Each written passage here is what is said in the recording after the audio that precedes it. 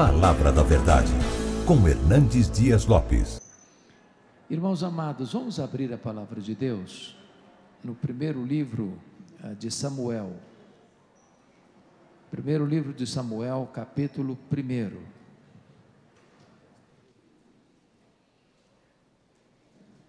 Esta é uma das passagens mais lindas da Bíblia, uma das histórias mais comoventes da Bíblia. E eu gostaria que você prestasse bastante atenção nesse registro, nesse relato bíblico. Está escrito o seguinte, 1 Samuel capítulo 1. Houve um homem de Ramataim Zofim, da região montanhosa de Efraim, cujo nome era Eucana, filho de Jeroão, filho de Eliú, filho de Tou, filho de Zufi, efraimita. Tinha ele duas mulheres, uma se chamava Ana e a outra Penina. Penina tinha filhos, Ana, porém, não os tinha. Este homem subia da sua cidade de ano em ano a adorar e a sacrificar ao Senhor dos exércitos em Siló. Estavam ali os dois filhos de Eli, Rofni e Finéias, como sacerdotes do Senhor. No dia em que Eucana oferecia o seu sacrifício, dava ele porções deste a Penina, sua mulher, e a todos os seus filhos e filhas. A Ana, porém, dava porção dupla, porque ele a amava, ainda mesmo que o Senhor a houvesse deixado estéril. A sua rival a provocava excessivamente para irritar, porquanto o Senhor lhe havia cerrado a madre. E assim o fazia ele de ano em ano. E todas as vezes que Ana subia à casa do Senhor, a outra a irritava, pelo que chorava e não comia.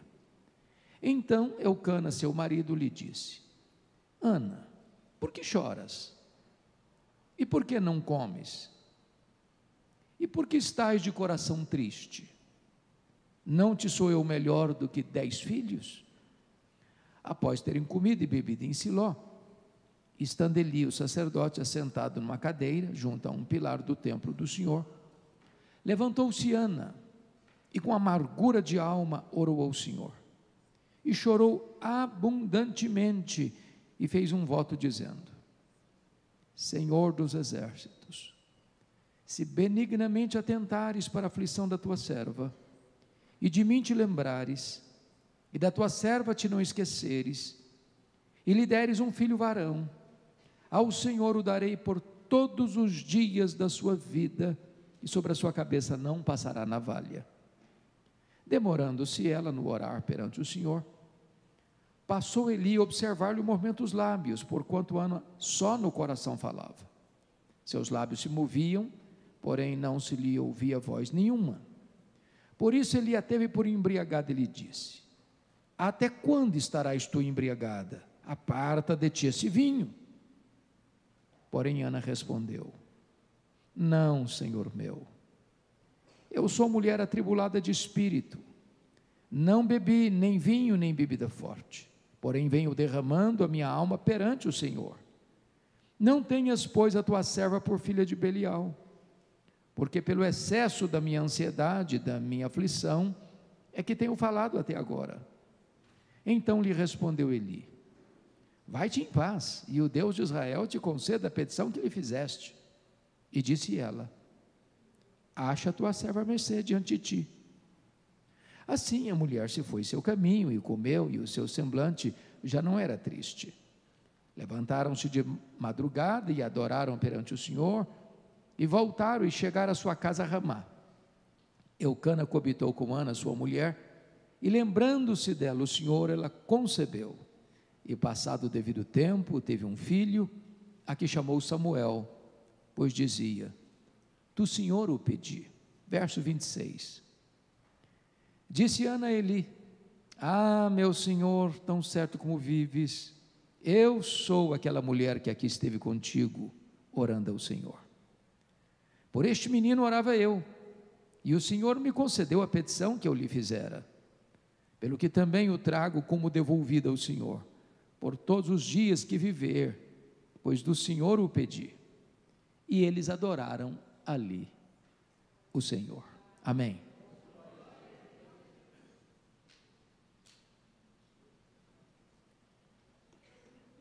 Eu quero conversar com vocês nesta noite sobre o tema Não desista de seus sonhos. Era o ano de 1952 na Nova Zelândia, quando um grande esportista daquele país, Edmund Hillary, nutriu no seu coração um sonho inédito, audacioso, o sonho de escalar a montanha mais alta do planeta, o sonho de chegar no topo do Pico Everest, com mais de 8.800 metros de altitude. Edmund Hillary preparou-se para aquela grande empreitada da sua vida, mas quando ele partiu para realizar o seu sonho, ele fracassou, não conseguiu chegar no topo do Everest. Meses depois, ele foi convidado para dar uma palestra em Londres, na Inglaterra, e quando ele chegou no auditório, ele percebeu que propositadamente, eles haviam colocado uma grande gravura do Monte Everest na parede.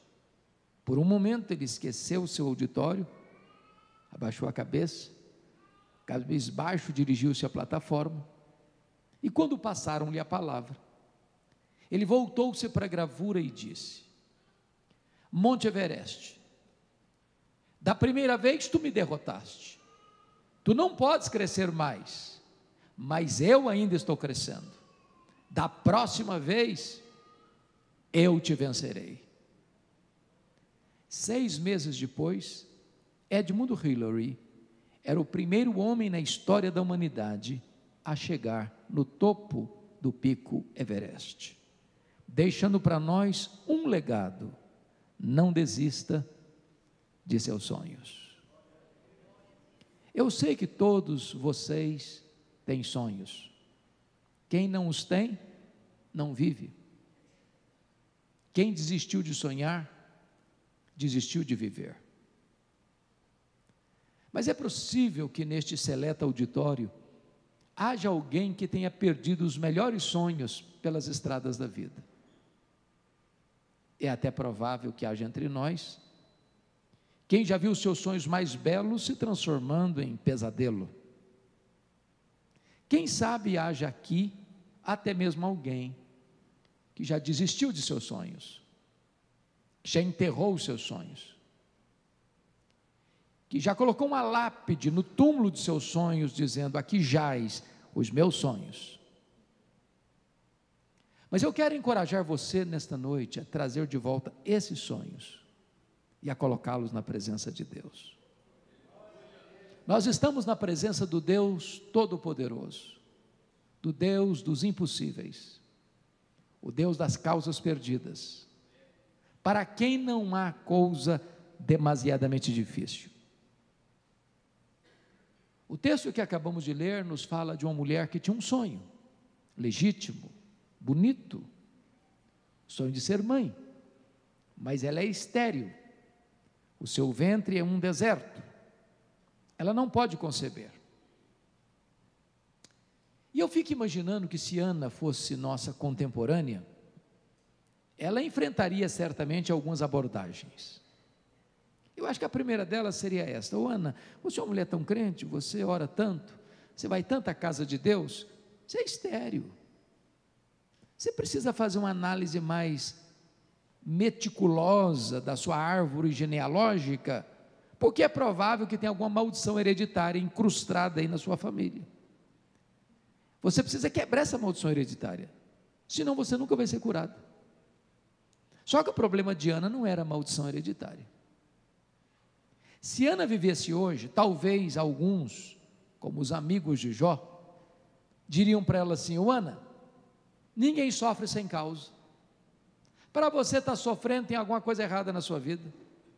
Você deve ter cometido algum pecado. Se você não confessar esse pecado, você nunca vai ser curado. Só que o problema de Ana não era pecado escondido. Se Ana vivesse hoje, talvez alguém mais ousado diria para ela assim: ô Ana, deve ter algum demônio da esterilidade escondido aí na sua vida. O que você precisa fazer é ir num culto de libertação. Só que o problema de Ana também não era demônio. Se você olhar comigo, e por favor confira, versículo 5, está escrito que foi o próprio Deus que a deixou estéril. Agora olha o versículo 6, está escrito que foi o próprio Deus que cerrou a sua madre, de tal maneira que a esterilidade de Ana não tem a ver com maldição hereditária, não tem a ver com pecado escondido, não tem a ver com demônio. A doença de Ana tem a ver com Deus.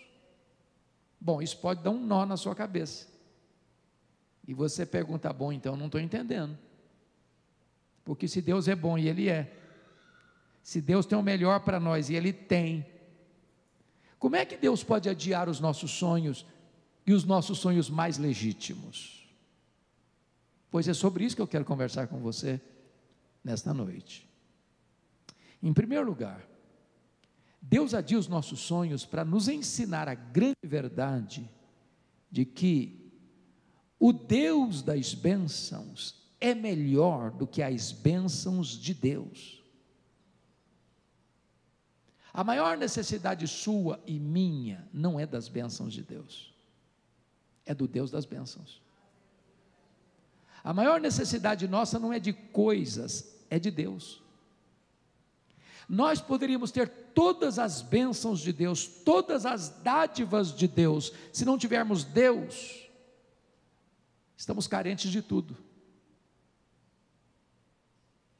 Nós vivemos hoje, irmãos, infelizmente, numa geração que está deslocando o eixo do Evangelho, da centralidade de Cristo, para a centralidade do homem.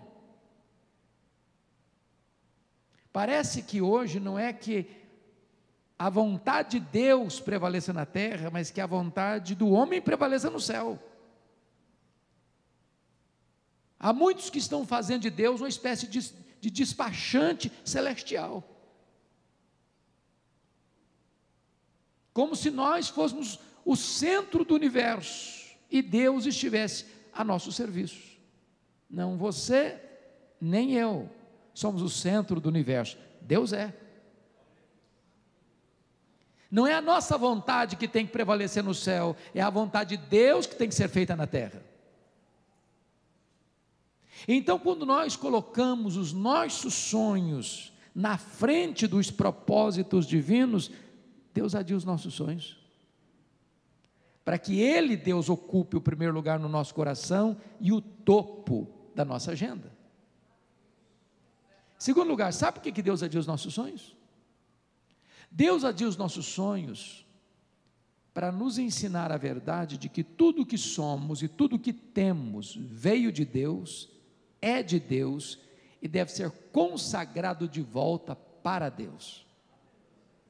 Notem o que Ana disse para Eli: por este menino orava eu, pelo que o trago como devolvido ao Senhor por todos os dias da sua vida. Se Ana não tivesse entendido isso, Samuel teria sido um ídolo na sua vida. A vida dela estaria gravitando ao redor de Samuel. Mas porque ela compreendeu que Samuel viera de Deus, era de Deus, ela devolve Samuel para Deus.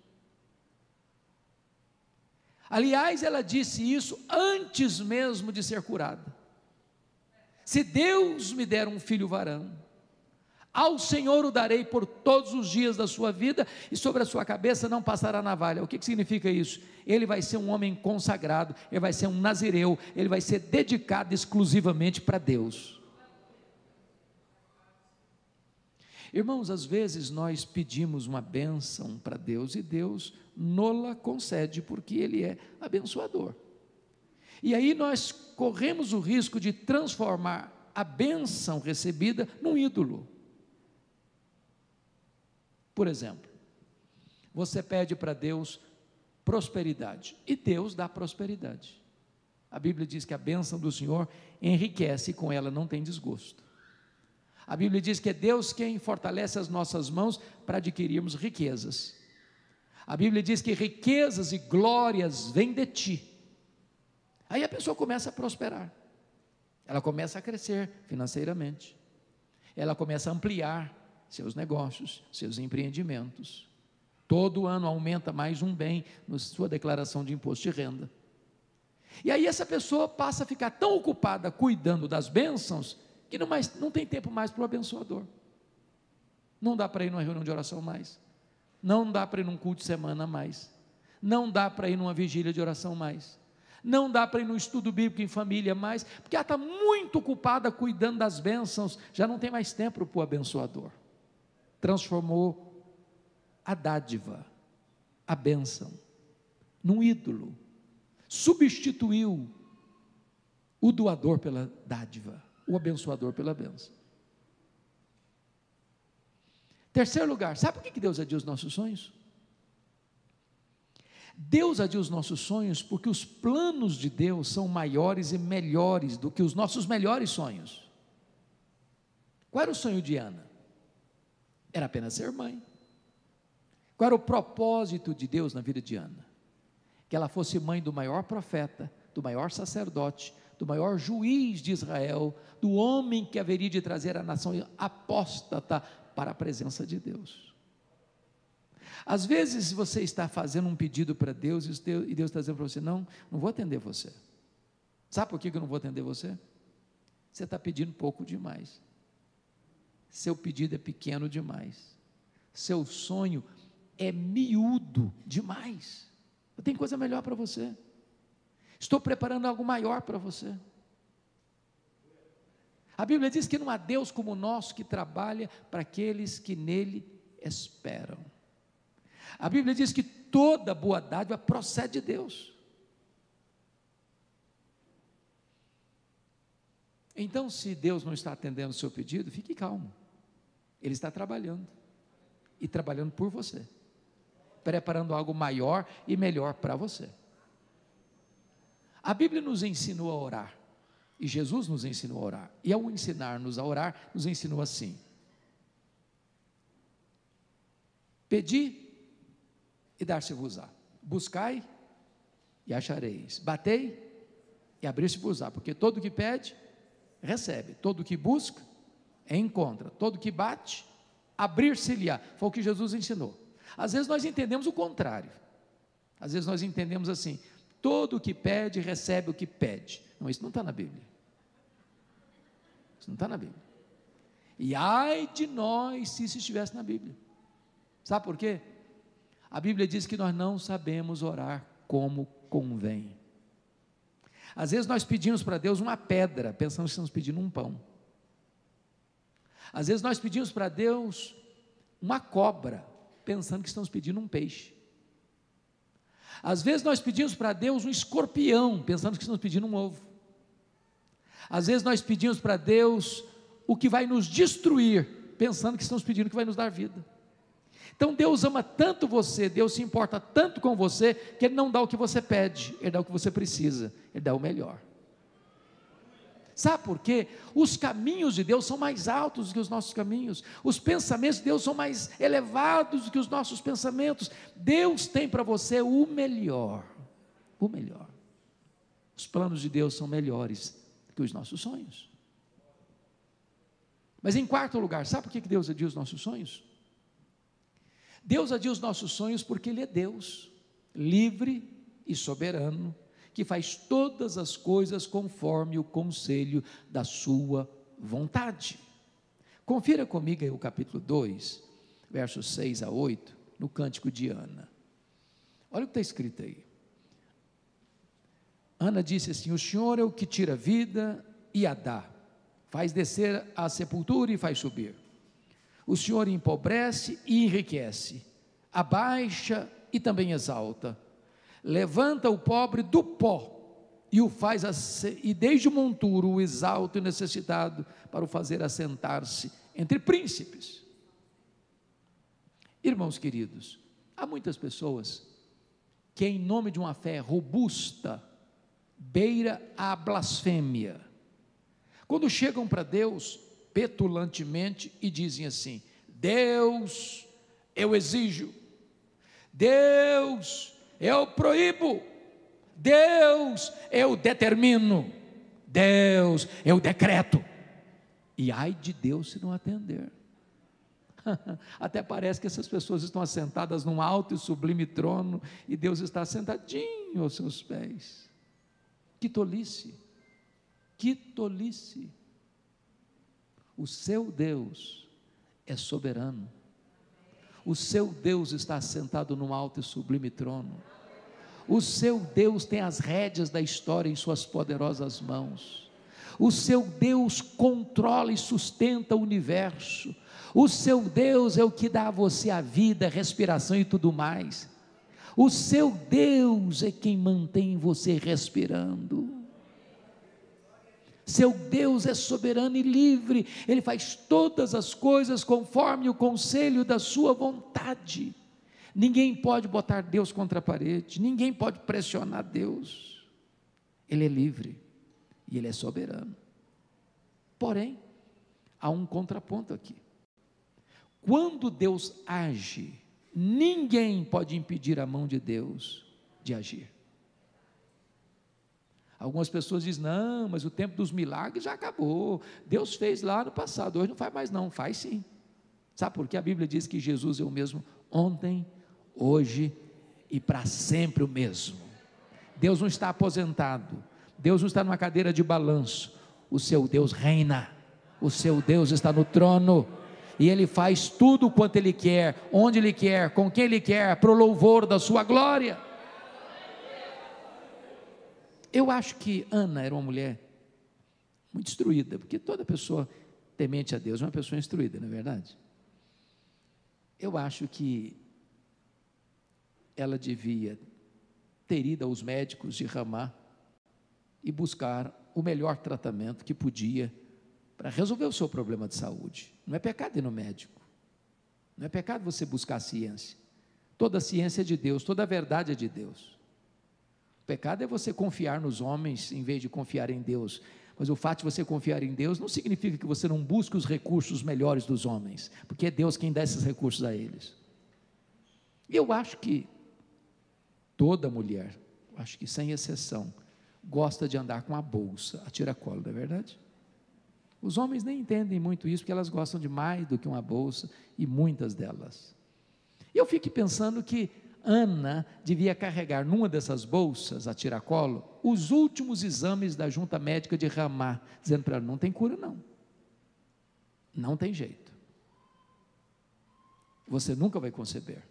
Mas Ana entendia uma coisa, se Deus quiser, tem jeito.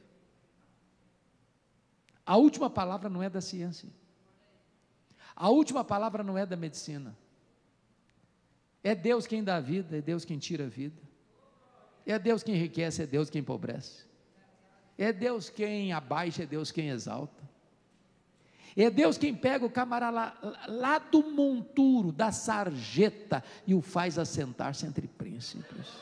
É Ele quem faz, é Ele quem faz.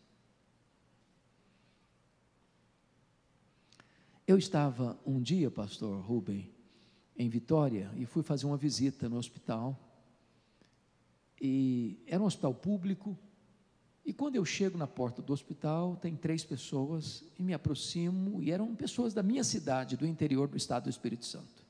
Dentre elas, estava uma moça, de 19 anos, com um câncer num estado muito avançado. O médico lá do interior, fez todo o tratamento até então, mas disse, olha, agora eu não posso mais acompanhar, você precisa de um CTI, e aqui não tem CTI, então você vai para Vitória. E ela chega, e não tinha vaga de CTI no hospital, embora fosse amigo do diretor, conversei com ele mais de meia hora, e ele disse para mim, eu não posso receber, não se tira um paciente para botar outro, e eu não tenho mais nenhum leito de CTI aqui. Eu confesso que eu voltei frustrado para a porta do hospital, e disse para a moça, olha filha, aqui não tem lugar para você. E eu fiz naquele dia uma coisa que eu não tenho o hábito de fazer. Eu disse para ela assim, Mom, aqui não tem lugar para você, mas nós podemos conversar com quem pode fazer mais do que isso. Alguém que pode curar você. E ali na porta do hospital, eu impus as mãos sobre a moça, pedi para que Deus a curasse. Quando eu terminei de orar, aproxima-se um rapaz, e disse, eu conheço essa menina, Ela tem um primo que é médico aqui no estado, numa outra cidade, 180 quilômetros, e lá tem CTI. Imediatamente pegamos o telefone, ligamos para o médico, ele atendeu, reportei o caso para ele, ele disse, pode trazer para cá, aqui tem CTI. Ela pegou o carro, viajou com os exames, mostrou os exames, a gravidade da situação. Ele botou a moça numa maca, sua prima, palpou o seu ventre, achou estranho, submeteu-a aos mais rigorosos exames, não constatou mais nada no seu corpo. A jovem foi para casa naquele mesmo dia. Isso tem muitos anos, mais de 15 anos. Ela está completamente curada para a glória de Deus. Sabe por quê? Quando Deus quer, tem jeito. Eu não estou lhe dizendo que todas as pessoas pelas quais eu oro e você ora, que Deus vai curar. Eu não estou dizendo isso. O que eu estou lhe dizendo é que se Deus quiser, tem jeito. Então não desista de seus sonhos. Bom, mas eu quero entrar para um segundo ponto da minha mensagem. E o segundo ponto da minha mensagem é que você que tem sonhos precisa ter muito cuidado. Sabe por quê? Tem assassinos de sonhos soltos por aí. E eles são muitos. E eles são atrevidos. E Ana teve que lidar com 3 assassinos de sonhos. A primeira pessoa que quis matar os sonhos de Ana foi a sua rival, Penina. Eu não sei o que Penina dizia para Ana, porque ela provocava a Ana excessivamente para irritar. Sobretudo quando Ana subia para a casa de Deus, ela irritava de tal maneira a Ana, que a Ana começava a chorar, entrava em depressão, perdia o apetite. Eu não sei o que ela dizia para Ana não, mas de uma coisa eu tenho certeza. Penina não era uma mulher de Deus. Porque gente de Deus não viu para infernizar a vida dos outros. Gente de Deus é bálsamo, é aliviador de tensões. Mas à luz do versículo 6, que está escrito assim, a sua rival a provocava excessivamente para irritar, porquanto o Senhor lhe havia cerrado a madre. Eu acho que a Penina dizia mais ou menos o seguinte, Ana, você está vendo aí, ó, você ora tanto, você chora tanto, você vai tanto à casa de Deus, está aí doente, faço nada disso, não oro igual você, não jejuo igual você, não vou à igreja igual você, estou aqui com saúde, ó, meus filhos, ó, esse negócio de orar vale nada não, se funcionasse você não estava nessa. Conhece gente assim? Cuidado com essa gente, são assassinos de sonhos. Eles querem implantar no seu coração a ideia de que se você é crente, você não pode ter luta. Se você é crente, você nunca vai ficar doente. Se você é crente, você nunca vai enfrentar um problema financeiro. Se você é crente, nunca ninguém vai perseguir você. Não, Jesus nunca prometeu isso nem para você, nem para mim. O que Ele prometeu é estar conosco todos os dias até a consumação dos séculos. A segunda pessoa que quis matar os sonhos de Ana foi o sacerdote Eli. Diz a Bíblia que todo ano, a Ana subia para Siló. Lá estava Eli, lá estava Rofini, lá estava Finéias. Mas não consta a Bíblia que em nenhuma dessas idas, nem Eli, nem Rofini, nem Finéias, olhasse para Ana, conversasse com Ana, chorasse com Ana, orasse por Ana. A primeira vez que o sacerdote dirigiu a palavra a Ana, foi para assacar contra ela um pesado libelo acusatório, chamando-a de filha de Belial, chamando-a de bêbada dentro da igreja. Deixa eu brincar um pouco. Eu acho, pastor Rubem, que se a Ana fosse membro da El Shaddai, ela ia sair da igreja. Eu acho que ele ia fazer um pouco mais, ia fazer uma campanha para tirar o pastor Eli da igreja. Por muito menos gente faz isso hoje. Você conhece crente cristal? Crente porcelana? Crente hipersensível? Qualquer coisinha se melindra. Qualquer coisa também eu vou sair da igreja. Ana era uma mulher madura na fé. Ela respondeu para o sacerdote, não meu senhor, estou bêbada não me trate como uma filha de Belial não, eu estou derramando a minha alma perante o Senhor. A terceira pessoa que quis matar os sonhos de Ana, foi o seu marido, o Eucana. Eucana era um maridão, homem presente, amoroso, provedor. Mas ele tinha um problema. O Eucana era cabeça dura demais para acreditar em milagres. Ele conhecia a história bíblica, ele conhecia a história dos patriarcas, ele sabia como Deus havia curado a Sara, Rebeca, Raquel. Ele via sua mulher orando, ele via sua mulher chorando, ele via sua mulher lutando por esta causa, no desejo de ser mãe. Ele poderia dizer para ela: ô minha filha, eu sei que o problema é complicado, eu sei que só um milagre resolve esse problema, mas eu creio que Deus pode fazer, porque já fez no passado, então conta comigo, eu estou do seu lado, eu vou orar com você também, eu vou orar por você, eu estou com você nessa luta. Mas em momento algum você lê que Eucana fez isso. Porém, está escrito no versículo 8: então Eucana, seu marido, lhe disse: Ana, por que choras? E por que não comes? E por que estás de coração triste? Não sou eu melhor que 10 filhos?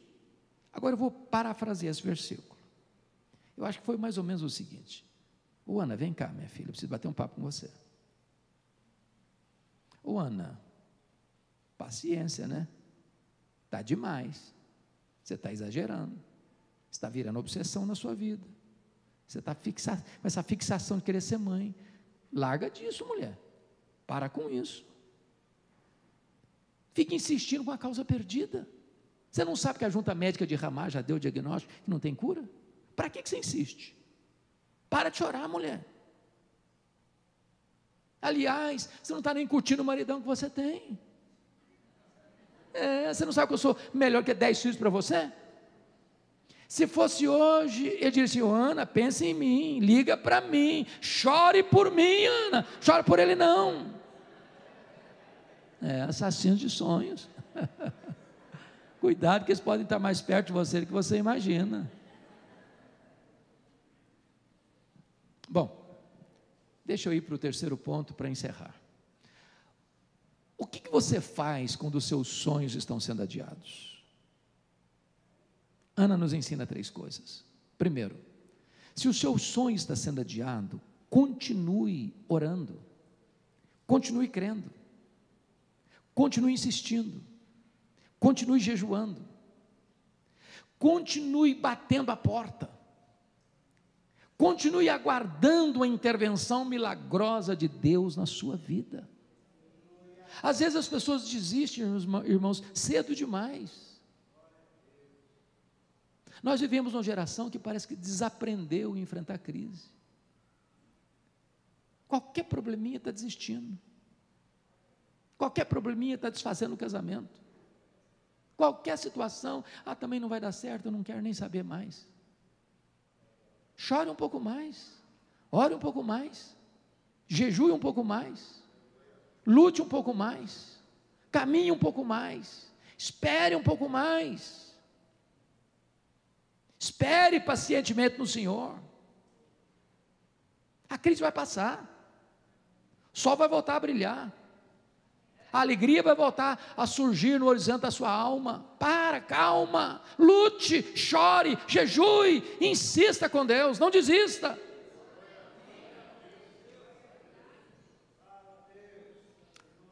Norman Vincent Peale foi um pastor metodista, e ele escreveu o seu primeiro livro, O Poder do Pensamento Positivo, e procurou uma editora para publicar. Eu acho que todo escritor enfrenta um grande desafio para publicar o seu primeiro livro. As editoras não acreditam, eles nem olham se o conteúdo é bom ou ruim, eles descartam logo. Então ele bateu de porta em porta nas editoras, e nenhuma editora se interessou pelo livro. Ele ficou muito frustrado, chegou em casa, jogou os rascunhos do livro no lixo, e disse: no lixo vão ficar os meus sonhos de ser um escritor. A dona Ruth, sua mulher, mais crente e mais otimista do que ele, como via de regra as mulheres são, disse: eu creio nos seus sonhos e vou lutar por eles. Pegou os rascunhos do lixo, bateu em outras portas, em outras editoras. Uma editora se interessou pelo livro.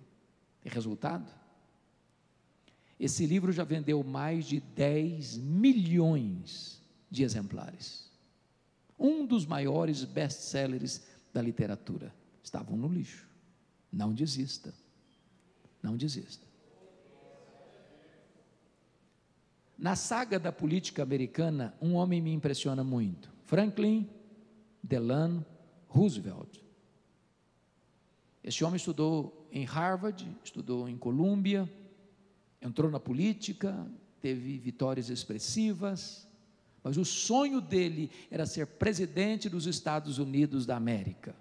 Entretanto, aos 39 anos de idade, ele sofreu poliomielite e foi para uma cadeira de rodas paraplégico. Alguém se aproxima dele e disse: numa cadeira de rodas, você nunca será presidente dos Estados Unidos da América. Ele respondeu: eu nunca vou desistir. Foi o único homem até hoje, na história dos Estados Unidos, que foi eleito e reeleito presidente dos Estados Unidos da América 4 vezes consecutivamente numa cadeira de rodas. Não desista de seus sonhos. A segunda coisa que Ana nos ensina quando os nossos sonhos estão sendo adiados é que você precisa tomar posse das promessas da palavra de Deus. Olha o verso 17. Eli diz assim para Ana: vai em paz para a tua casa, e o Deus de Israel te conceda a petição que lhe fizeste. Essa palavra é boa, essa palavra vem de Deus. Então preste atenção no que eu vou lhes dizer. Eu sou pastor há 40 anos, e eu já vi muita gente adoecida, porque um dia escutou uma palavra atravessada do pai, da mãe, do marido, da mulher, do namorado, da namorada, do noivo, da noiva, do professor, do patrão, do vizinho. E essa palavra entrou como uma flecha cheia de veneno e azedou a alma. O que eu acho curioso é que quando Eli chamou a Ana de filha de Belial, filha do demônio, dentro da igreja, ela não acolheu aquela palavra, ela não hospedou aquela palavra, ela não permitiu que aquela palavra afetasse a sua alma, azedasse o seu coração, intoxicasse o seu íntimo. Mas este mesmo homem que falaram a tolice, agora abre a boca e é um profeta de Deus. Quando diz: vai em paz para a tua casa, e o Deus de Israel te conceda a petição que lhe fizeste. Essa palavra é boa, essa palavra veio de Deus, essa palavra ela acolheu, e essa palavra trouxe cura e libertação para Ana. Ana teve 2 curas diferentes. Lá em Siló, ela tomou posse da promessa, e diz a Bíblia que ela voltou para casa e o seu semblante já não era mais triste, a alegria voltou, a luz iluminou a sua face. Mas diz o texto que ela desceu para Ramá, coabitou-se com seu marido, Deus se lembrou dela e ela concebeu e deu à luz a um filho a quem pôs o nome de Samuel, de tal forma que lá em Siló Deus curou a sua alma, lá em Ramá Deus curou o seu ventre, lá em Siló ela tomou posse da promessa, lá em Ramá o milagre se historificou na sua vida. Você quer receber a bênção de Deus? Você quer seus sonhos realizados? Não escute os profetas do caos, não escute os arautos da incredulidade, não escute os embaixadores do pessimismo, não acolha as maldições que são lançadas sobre a sua vida, não escute a voz do inimigo.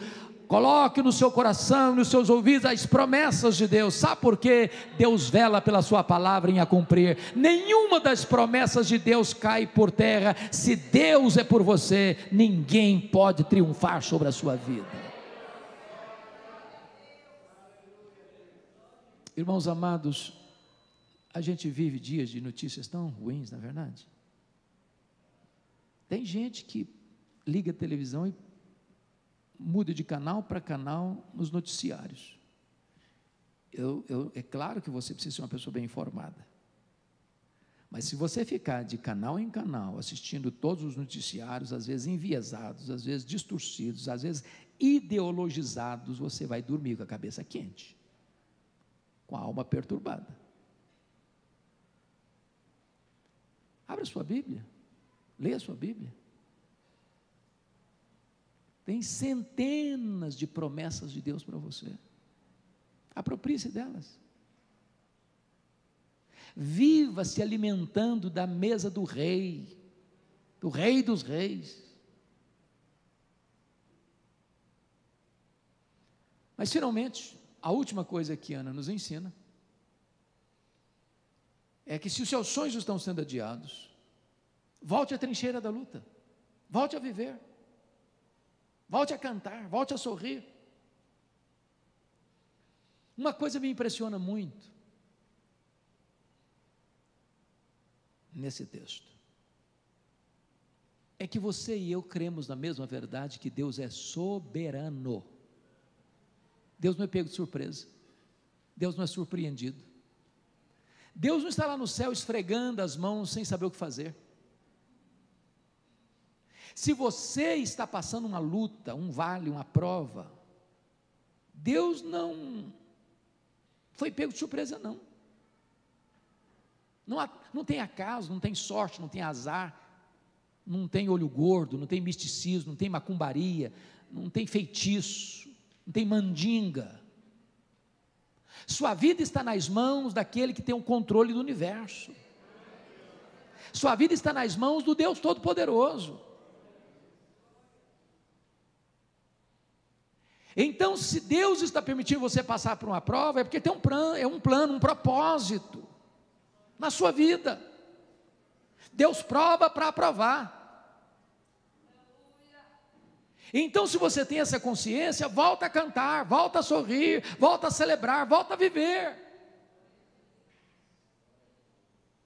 O que eu acho interessante é que Ana queria ser mãe, mas ela vivia chorando. E uma mulher, quando ela começa a chorar no quarto escuro, ela nem atrai o marido.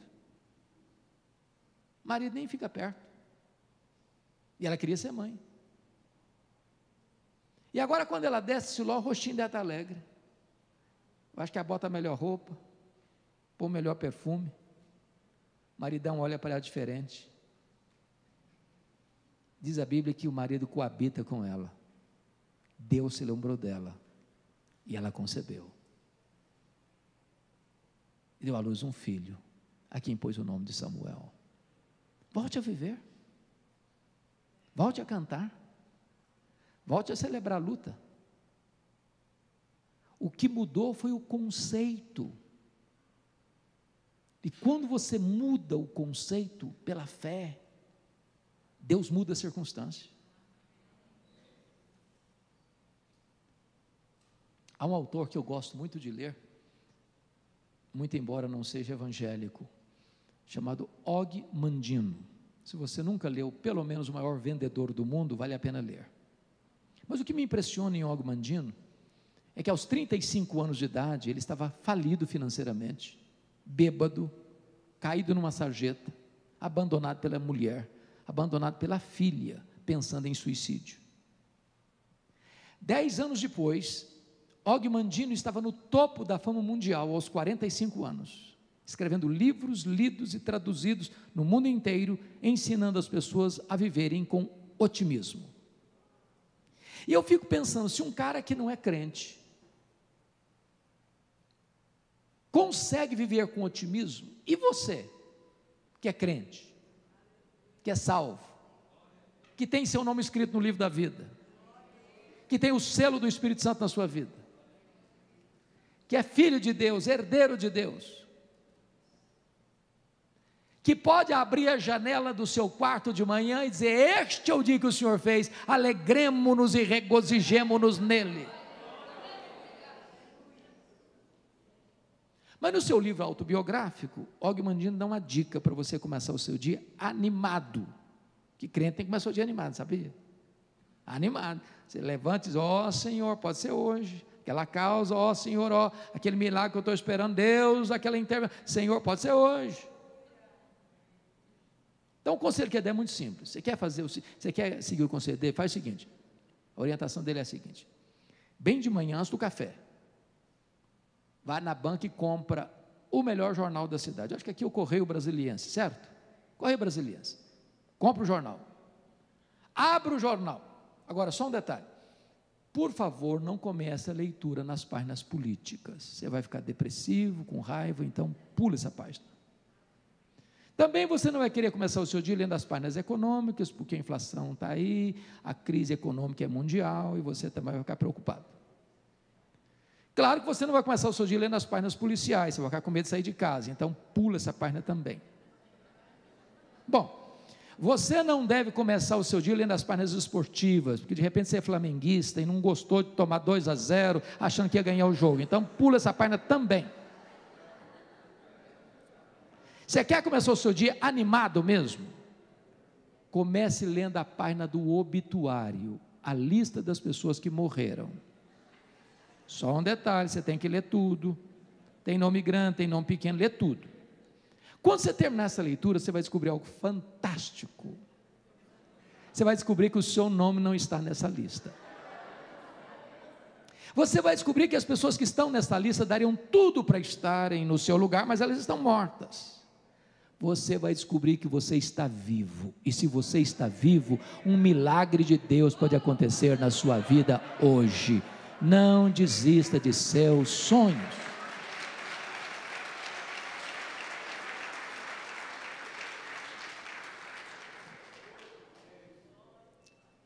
Irmãos, esse texto tem um sabor especial para mim por uma razão.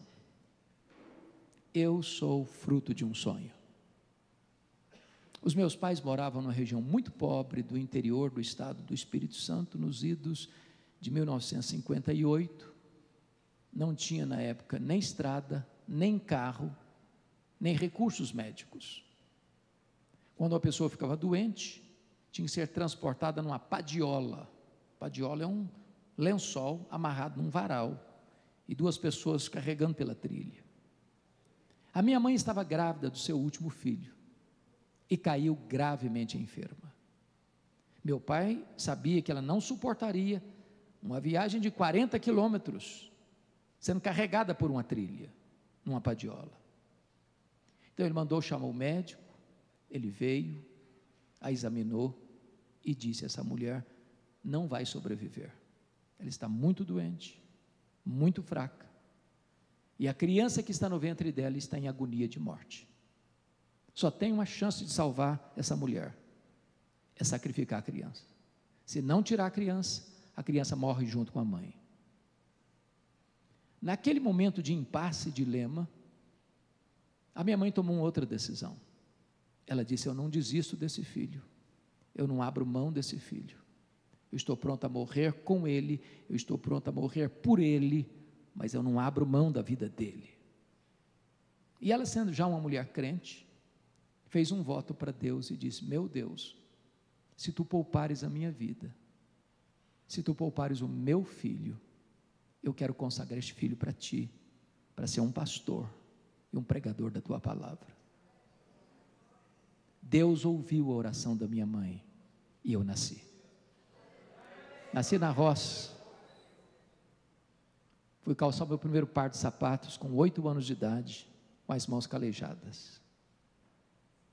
Onde eu morava não tinha escola, apenas escola primária. Nunca ninguém tinha saído dali para fazer além de 4ª série primária. Com 8 anos eu entrei na escola. Com 12 eu terminei. Eu tinha sempre me lembro eu gosto muito de ler, gosto de estudar. Na minha casa não tinha livros. Só tinha um dicionário velho, rasgado. E com 10 anos eu comecei a decorar aquele dicionário.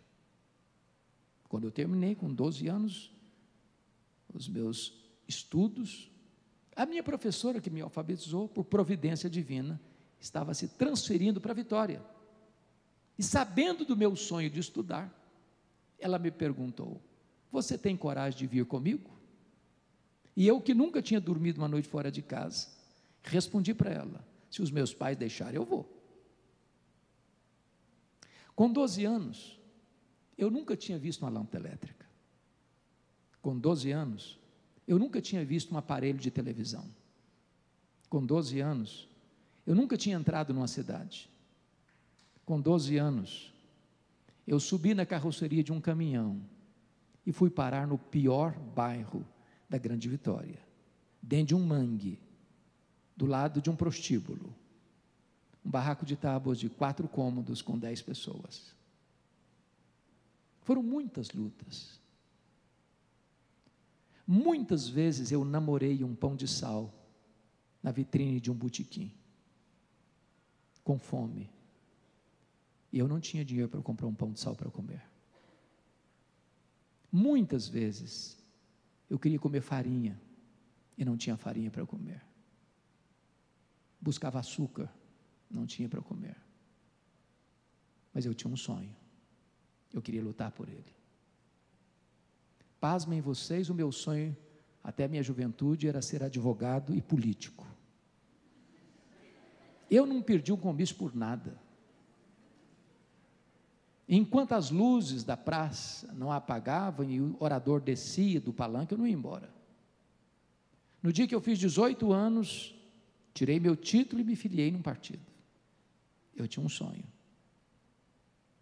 Mas um dia eu conversava com um grande amigo, um presbítero, e falava para ele que depois que eu realizasse os meus sonhos, eu entraria num seminário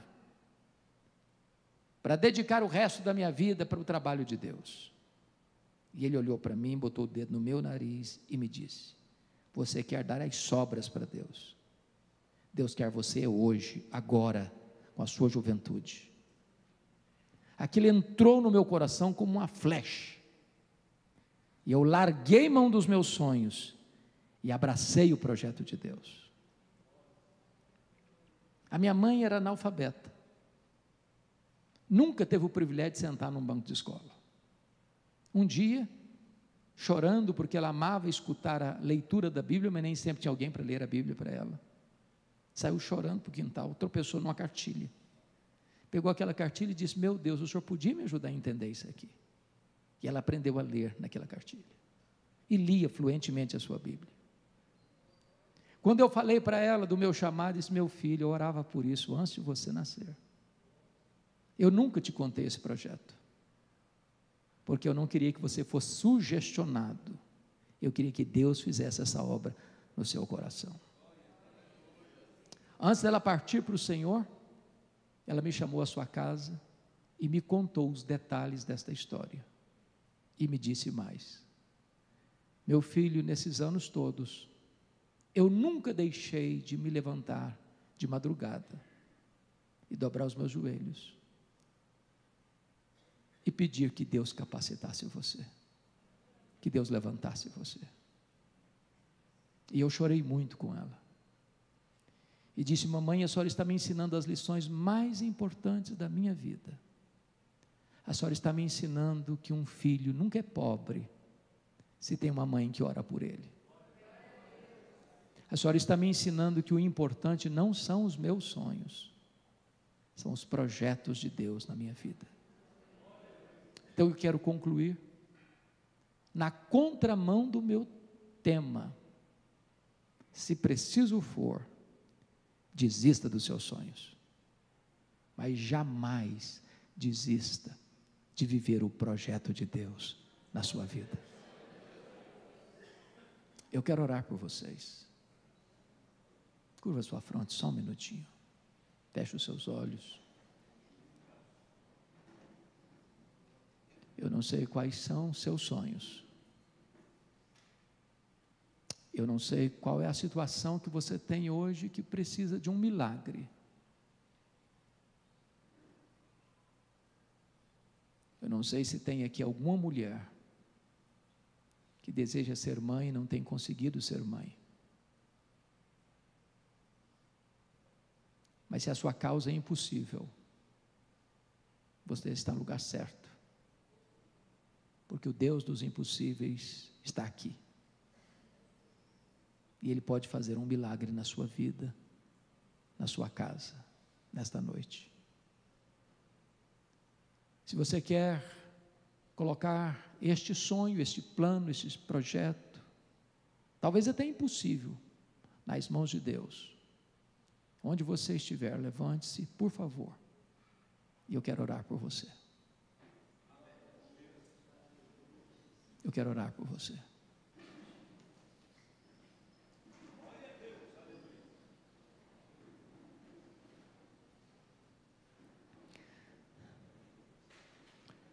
Bendito Senhor, não há Deus como Tu, não há Deus além de Ti, só Tu és Deus, Deus vivo, Deus todo-poderoso, Deus que age e ninguém pode impedir a Tua mão de agir, Deus que faz e ninguém pode impedir a Tua mão de fazer.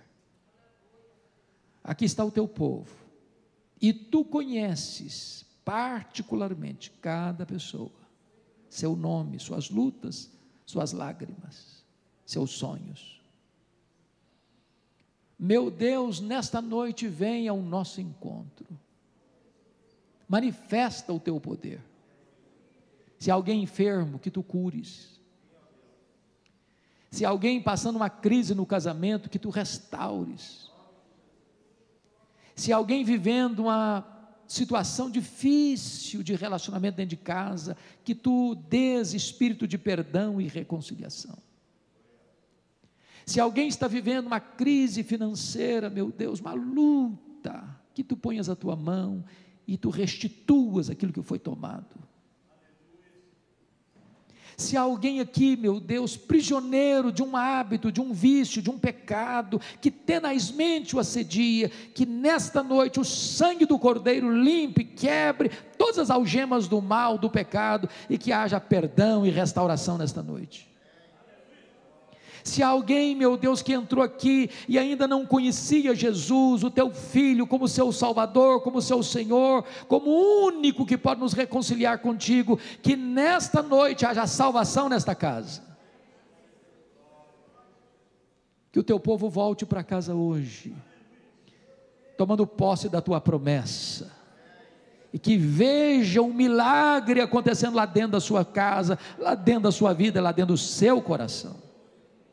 Nós Te adoramos, porque Tu és o mesmo Deus do passado, o Deus que fez, o Deus que faz e o Deus que fará. Aleluia, louvado seja o Teu nome. Nós Te adoramos, Te agradecemos, em nome de Jesus. Amém, amém.